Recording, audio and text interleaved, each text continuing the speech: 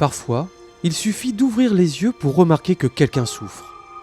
Flore, qui vit dans une petite ville du Costa Rica, luttait contre l'alcoolisme et la toxicomanie, jusqu'à ce qu'elle rencontre Arlene, un voisin adventiste du 7e jour.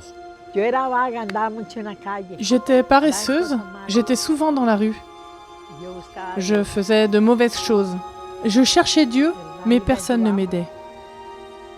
Arlene a vécu dans le même quartier que Flore pendant de nombreuses années, mais elle n'avait jamais remarqué le mode de vie de Flore jusqu'au jour où elle s'est arrêtée pour lui parler. Elle a demandé à Flore si elle avait besoin de quelque chose et Flore s'est immédiatement mise à pleurer.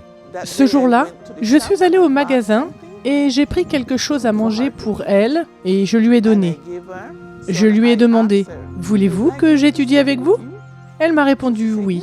Alors, à partir de ce jour, j'ai commencé à étudier avec elle. Arlene a parlé de Flore à son pasteur. Ils lui ont apporté de la nourriture et ont étudié la Bible avec elle régulièrement. Je viens et je prie avec elle.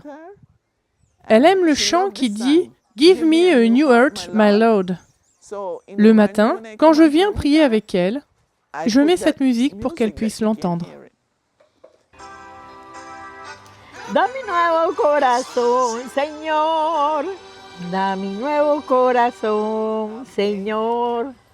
Ay, Dios, qué linda! Elle a décidé de se faire baptiser. Elle a été baptisée dans l'église et tous les membres l'ont accueillie en la serrant dans leurs bras. Elle était si heureuse parce que peut-être pendant de nombreuses années, personne ne l'avait serrée dans ses bras. Jusqu'à ce jour-là. J'étais heureuse qu'elle vienne prier pour moi le matin. Et cela m'a fait chaud au cœur. Puis j'ai commencé à aller à l'église. J'ai été baptisée et je suis heureuse.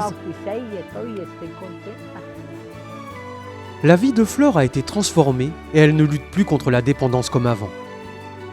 Comme Flore, de nombreuses personnes sont confrontées à des difficultés et souffrent en silence. Elles ont besoin de notre compassion, de notre soutien et de nos prières. En tant qu'adventistes du 7e jour, nous avons la mission spéciale de partager l'amour de Dieu avec ceux qui luttent autour de nous. Soyons attentifs aux personnes qui souffrent dans nos communautés et montrons-leur l'espoir et la joie que nous avons en Jésus.